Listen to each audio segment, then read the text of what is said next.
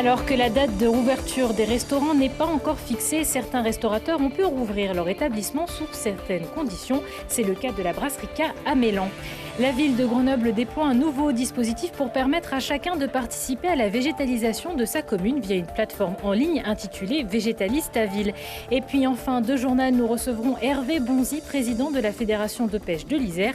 Nous reviendrons avec lui sur les dérogations mises en place pour les pêcheurs pendant le confinement ainsi que le début de la saison de la pêche. Bonsoir à tous, ravi de vous retrouver pour ce JT du mardi 27 avril. L'essentiel de l'actualité du Grand Grenoble, c'est toutes les heures à partir de 18h. Le maire de Sassenage, Christian Coignet, condamné à 2 ans d'inéligibilité. Le tribunal correctionnel de Grenoble a estimé que Christian Coignet s'était rendu coupable de prise illégale d'intérêt en renouvelant la convention d'attribution d'un logement d'urgence à sa fille. Il a également été condamné à 2 000 € d'amende. Dans un communiqué, le maire de Sassenage a indiqué prendre acte de ce verdict et a annoncé son intention de faire appel de cette décision. Un impressionnant incendie a eu lieu mardi soir à 20h dans le quartier Courberia. Situé rue du Trocadéro, le feu serait parti d'un appartement squatté au rez-de-chaussée. L'origine serait criminelle. Suite à une dispute entre personnes occupant le logement, l'un d'entre eux aurait mis le feu à un t-shirt puis l'a jeté sur un matelas, mettant le feu au domicile. Le suspect, un adolescent de 17 ans, a été rattrapé à l'extérieur par les autres protagonistes, puis interpellé par la police. Il a été placé en garde à vue. Par chance, il n'y a eu aucun blessé. L'appartement squatté est lui entièrement détruit. Un piéton grièvement blessé après avoir été percuté par un tramway lundi après-midi. L'accident s'est produit avenue des Martyrs à Grenoble au niveau de l'arrêt Marie-Louise Paris CEA.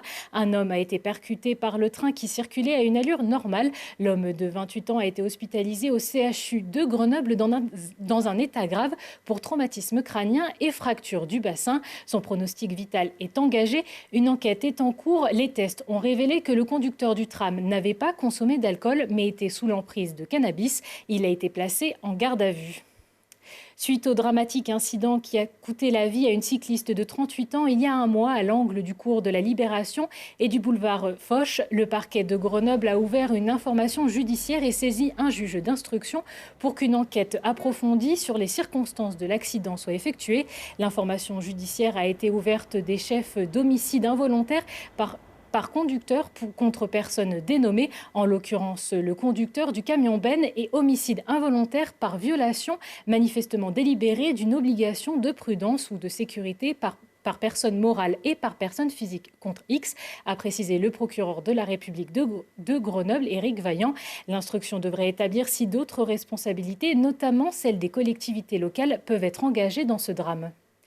Alors que la date de réouverture des restaurants n'est pas encore fixée, certains restaurateurs ont pu rouvrir leur établissement sous certaines conditions. C'est le cas de la brasserie K à Mélan qui peut désormais servir les ouvriers du BTP et les artisans depuis plusieurs jours sur le service du midi. Reportage Lina Badreddine et Laurine Guignard.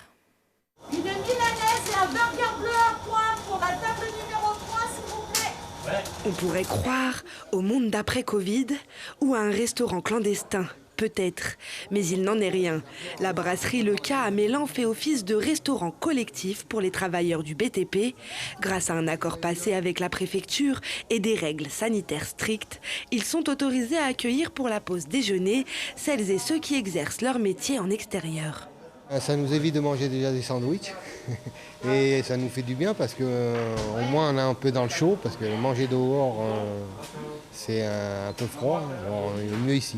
C'est bien agréable depuis le temps, on ne vient pas très souvent mais c'est vrai qu'une fois de temps en temps, quand on n'est pas très loin sur un chantier, on vient ici. On est privilégié, c'est vrai, et on apprécie. C'est vrai qu'ils privilégient le BTP mais après il faut penser à tout le monde, quoi. Faut rouvrir un peu tout, même pour les gens qui ne travaillent pas dans le BTP, il faudrait rouvrir pour eux aussi. Tu vois. Pour venir manger au restaurant, les travailleurs doivent justifier de leur métier par le biais d'une carte professionnelle ou d'une attestation employeur. Avec cela, ils ont le privilège de pouvoir savourer un repas de chef comme au temps d'avant. On essaye de faire ce qui plaît aux clients. Aujourd'hui, c'est une volée au curry. Ça peut être du couscous, ça peut être une viande grillée, c'est du poisson. Voilà, c'est à peu près de tout, quoi. Grâce à cette possibilité d'ouvrir pour les travailleurs du BTP, aux ventes à emporter et aux aides de l'État, financièrement, la brasserie Le Cas garde tout juste la tête hors de l'eau. Socialement, c'est un bonheur. Le premier confinement a été très très difficile. On était limite dans la dépression, ça a été dur.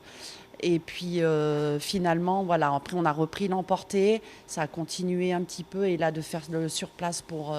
voilà, il y a vraiment un lien social fort avec nos clients, qui arrivent d'ailleurs.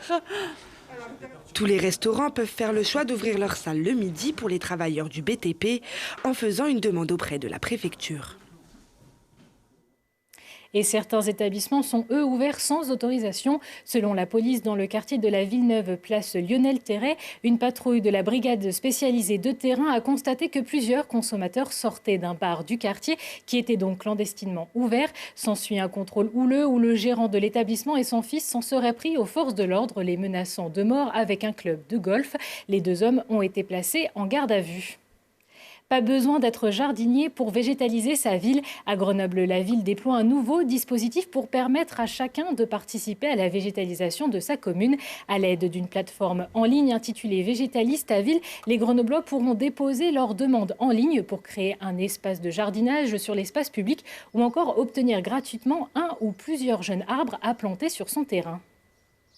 Ça va permettre, surtout pour les habitants et les habitantes, de pouvoir s'engager dans une démarche de végétalisation. Donc à la fois sur l'espace public, mais s'ils cherchent aussi des conseils ou des plans par exemple, on va pouvoir donner des pousses d'arbres. Les habitants vont pouvoir proposer des espaces sur lesquels ils aimeraient voir de la végétalisation. Donc on parle bien d'espaces publics sur lesquels, à l'aide d'un dispositif qui s'appelle les chantiers ouverts au public, ils vont pouvoir travailler leur projet avec des professionnels de la ville de Grenoble, puis ensuite l'aménager et le faire tout simplement sous forme d'un chantier participatif. Des chantiers ouverts au public, il y en a un petit peu partout dans Grenoble qui ont déjà été faits. Par exemple au Rondeau, où il y a eu des jardinières qui ont été posées, ou à l'espace de vie sociale de Léon Blum, qui aussi a accueilli de nombreux chantiers, notamment à destination des enfants aussi, pour installer des jeux par exemple. Alors on voudrait planter des essences locales, et on voudrait varier un peu entre des arbustes, peut-être des choses un petit peu plus hautes, des plantes un peu plus basses aussi, des vivaces. On voudrait mettre des petits arbustes fruitiers aussi, en se disant que ramasser des groseilles quand on passe, ça peut être sympa. L'objectif est effectivement d'avoir une ville beaucoup plus végétale, beaucoup moins minérale, et du coup de permettre, face au changement climatique et au réchauffement, d'avoir une ville qui respire. Et ce dispositif sera mis en place dès le 3 mai avec un budget global de 160 000 € par an. Autre activité de plein air, la pêche. Bonsoir Hervé Bonzi. Bonsoir. Alors vous êtes le président de la Fédération de pêche de l'Isère, une fédération et des adhérents soulagés de l'autorisation donnée par le ministère de l'Agriculture de pouvoir aller à la pêche dans un rayon allant jusqu'à 30 km à la ronde. C'est bien ça ? Oui, c'est ça. Alors nous avons eu une dérogation au niveau national. Donc c'est une circulaire qui a été donnée par notre ministère de tutelle et qui nous autorise, le pêcheur est autorisé à aller pêcher dans tout le département et est autorisé aussi à pêcher de son domicile dans un rayon de 30 km. S'il y a par exemple un département limitrophe, c'est le rayon 30 km qui fait foi. Et pour ça, il faut aussi qu'il ait une carte de pêche, c'est ça ? Alors bien sûr, le pêcheur de toute façon doit toujours avoir sa carte de pêche et doit avoir aussi son attestation dérogatoire. Et j'imagine que du coup, c'était quand même un soulagement pour vous pendant ce confinement ? Bien sûr, parce qu'on était quand même à l'aube de l'ouverture du carnassier qui a eu lieu samedi dernier. Une ouverture qui est quand même très importante dans le monde de la pêche. Et donc de rater l'ouverture du carnassier comme ça s'était déjà produit l'année dernière n'aurait pas été très agréable pour tout le monde. Là aujourd'hui tout le monde a pu pêcher, tout le monde a pu aller à la pêche.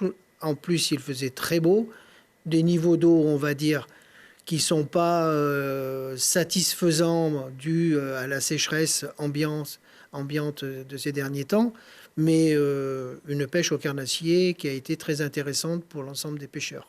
Oui, c'était important pour vous que cette dérogation, elle arrive pour l'ouverture de la saison de la pêche où vous allez pouvoir pêcher de nombreux poissons. Voilà, tout à fait, oui. Le but, c'est de pouvoir déjà se déplacer dans tout le département et pas être confiné à un rayon de 10 km autour de chez soi, parce que ça fait quand même, c'est quand même nettement plus intéressant de pouvoir se mouvoir dans le département en sachant que le département de l'Isère est quand même a une forte attractivité au niveau de la pêche. Nous avons des dizaines et des dizaines de plans d'eau, des rivières qui font envie à beaucoup d'autres, hein. Donc on a un département très attractif. C'est une saison, vous le disiez, qui risque encore d'être perturbée par les aléas climatiques, notamment la sécheresse. Oui, ben là, je sors de la commission de l'eau avec le préfet. Donc aujourd'hui, dans la salle, il y avait, comme d'habitude, les représentants de Météo France, les représentants de l'État chargés de contrôler les niveaux d'eau et les nouvelles ne sont pas vraiment rassurantes, quoi. Je pense que si c'est encore pas la catastrophe, je pense qu'on y va tout droit si jamais il ne se met pas à pleuvoir très rapidement, quoi. Voilà. Alors, dans l'agglomération de Grenoble, la dernière fois qu'on avait parlé de la pêche, c'était au mois de janvier, avec la question concernant la pêche au vif, qu'un groupe de la majorité du Conseil métropolitain juge barbare. Oui, alors depuis, j'ai eu un entretien avec la personne qui avait déposé ce vœu, à la métro d'ailleurs. On a pu échanger. Je lui ai dit que la façon dont elle avait procédé n'était pas la façon adéquate pour pouvoir avoir un dialogue constructif avec le monde de la pêche. C'est vrai elle m'a dit honnêtement qu'elle avait déposé ce vœu pour qu'on puisse en parler. Et je lui ai répondu gentiment, ben oui, maintenant on en parle, mais aujourd'hui le mal est fait, quoi. Parce que le monde de la pêche, c'est 1 500 000 pêcheurs patentés. C'est des gens qui sont aujourd'hui frustrés parce qu'ils ont entendu tout et n'importe quoi avec ce vœu qui a été déposé et qui, pour l'instant, n'interdit en rien la pêche au vif. Mais il y a eu un amalgame qui a été fait, l'interdiction le souhait de plus pêcher au vif, le souhait de plus pêcher aux appâts naturels, le souhait peut-être plus tard de plus de pêche du tout. Et je lui ai dit qu'on aurait pu discuter de tout ça tranquillement, on aurait peut-être même pu trouver des accords ou des terrains d'entente, mais que là, aujourd'hui, avoir pris les pêcheurs à rebrousse-poil comme ça, aujourd'hui, à part laisser tomber un petit peu l'atmosphère pour essayer d'en rediscuter plus tard, mais qu'aujourd'hui, le mal était fait, quoi. Voilà. Alors, je dois la rencontrer de nouveau, puisque j'ai invité une délégation d'élus de la métro au siège à Saint-Quentin-sur-Isère pour visiter nos installations et notamment notre projet pédagogique de création d'un étang.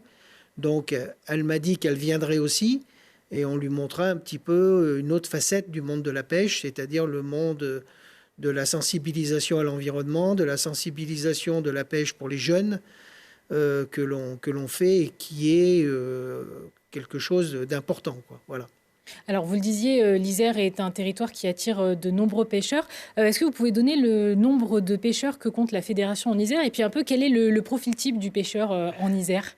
Alors, le nombre de cartes vendues dans l'Isère, c'est plus de 30 000 cartes annuelles, ce qui nous laisse au niveau de l'Hexagone dans le top 5 des fédérations sur les 1 500 000. Donc, aujourd'hui, le profil type de pêcheur, c'est très difficile d'en donner un parce que c'est tellement varié, ne serait-ce que pour le pêcheur à la truite que je suis.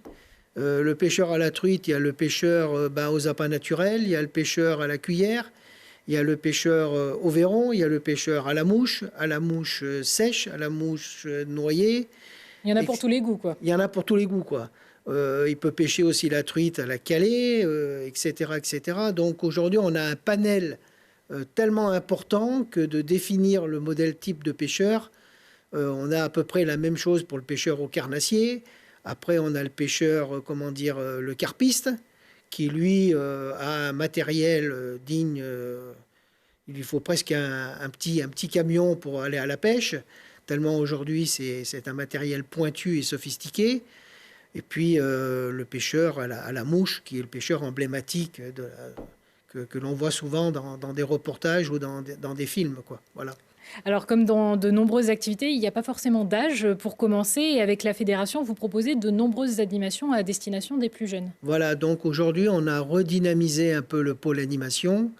Et dès que le souci du Covid sera un petit peu éloigné, on va pouvoir mettre en place tout le calendrier que l'on a prévu, d'ailleurs qui est disponible sur le site internet de la fédération. Donc il y a des demi-journées découvertes de la pêche pour les jeunes pêcheurs. Tout est gratuit. Il suffit simplement d'aller sur le site et de regarder. Il y a des animations un petit peu dans tout le département. Voilà, des animations variées. Pêche à la carpe, pêche à la truite, pêche en réservoir, etc., etc. On fera intervenir aussi des guides de pêche, donc pour pouvoir qu'il y ait un accompagnement spécifique, quoi. Voilà. Eh bien, merci beaucoup Hervé Bonzi d'avoir été notre invité. Je rappelle que vous êtes le président de la Fédération de pêche de l'Isère. Merci bien. C'est la fin de ce JT. Merci à tous de nous avoir suivis. Prochain rendez-vous avec l'actu dans 1 heure et en replay sur télégrenoble.net. Je vous souhaite à tous une excellente soirée.